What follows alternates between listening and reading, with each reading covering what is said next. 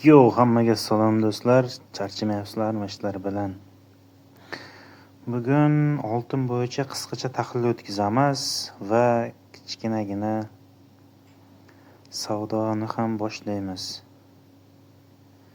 Birinchi navbatda texnik tahlil qilib olamiz oltin bo'yicha.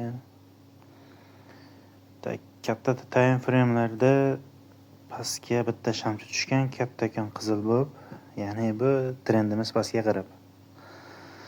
Biz bu yerdan Fibonacci tortib narx qayergacha kelishini aniqlab olamiz.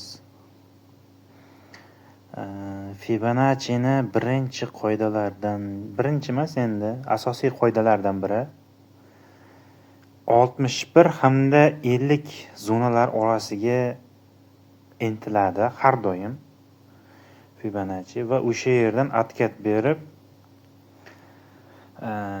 trendga qarab harakatlanadi. Ya'ni siz tepadan pastga qarab buy zonani qidirayotgan bo'lsangiz, Fibonacci tortasiz 61 hamda 50 orasida zona izlaysiz.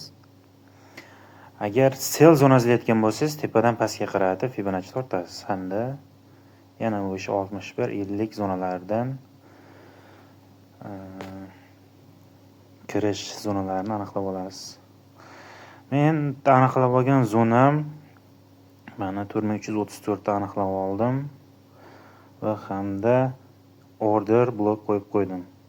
Ya'ni zona shu yerga kelib bersa, meni order blogimni oladi hamda sell limitga uradi.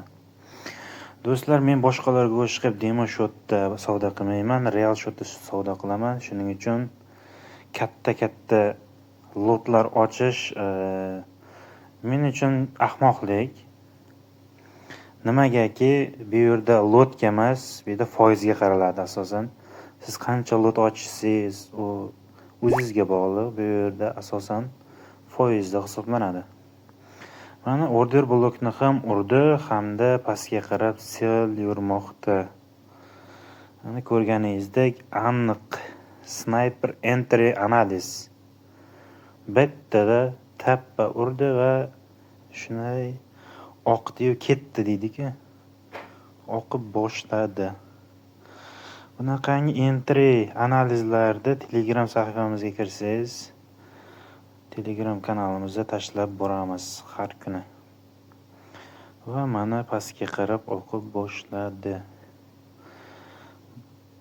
Ozroqgina kutamiz. Zonamiz qayergacha kelib berar ekan. Ya'ni bu kattaroq time frame'da ko'rdik, bo'yi bizda trend zonamiz, ya'ni trend liniyamiz pastga qarab harakatlandi. Endi dalch oqadi degan umiddamiz. Mana kirish zonamizdan kirdi va pastga qarab ketmoqda. Va pastga qarab ketishini ko'rishimiz mumkin.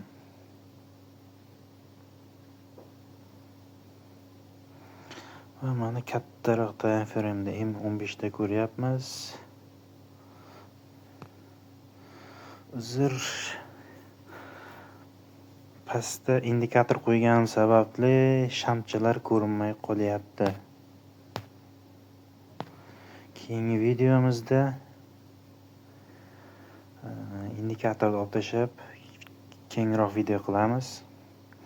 Do'stlar, kanalimizda obloshkasini ko'rganingizdek 0 dan 100 dollarga challenge deyilgan. Bu haqiqatdan ham 0 balans bilan 100 dollarlik challenge bo'lyapti. Qanaqasiga desangiz, hozir XM brokeri 30 dollarlik bonus beryapti. Bu qishki bonus, ya'ni yangi yil bonusi.